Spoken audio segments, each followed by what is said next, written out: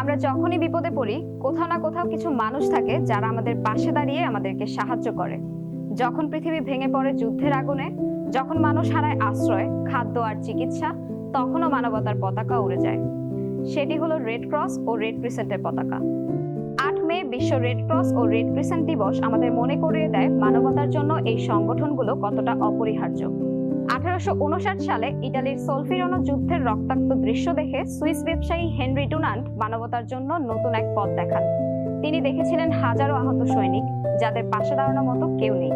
সেই অভিজ্ঞতা থেকেই জন্ম নেয় আন্তর্জাতিক রেড ক্রস আন্দোলন।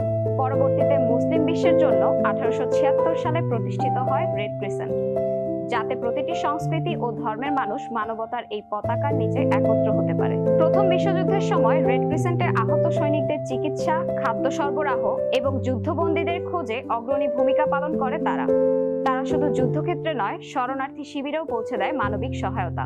আর দ্বিতীয় বিশ্বযুদ্ধে তাদের অবদান আরো বিস্তৃত হয়। কোটি কোটি মানুষের জীবন বাঁচাতে তারা খাদ্য, চিকিৎসা, আশ্রয়, ঔষধ ইত্যাদি পৌঁছে দেয়। যুদ্ধের বিভীষিকা যখন মানুষকে হতাশায় ডুবিয়ে দিচ্ছিল, তখন রেড ক্রিসেন্ট ছিল আশার আলো।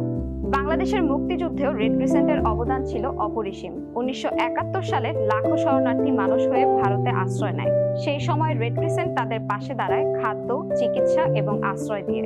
আহত মুক্তিযোদ্ধা ও সাধারণ মানুষকে চিকিৎসা দেওয়া, পুনর্বাসন করা, সবখানেই ছিল তাদের হাত।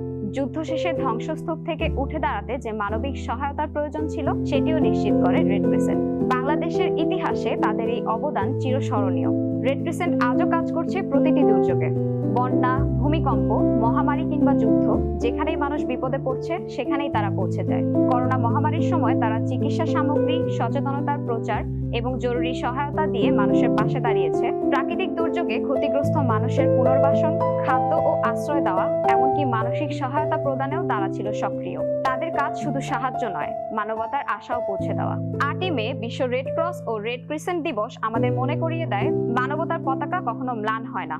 যতদিন পৃথিবীতে মানুষ আছে, ততদিন এই পতাকা উড়বে আশার, সহমর্মিতার আর জীবনের প্রতীক হয়ে।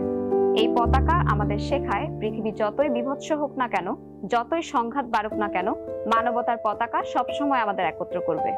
মনে রাখবেন, আপনার করা একটি ছোট্ট সাহায্যই পৃথিবীকে বদলে দিতে পারে।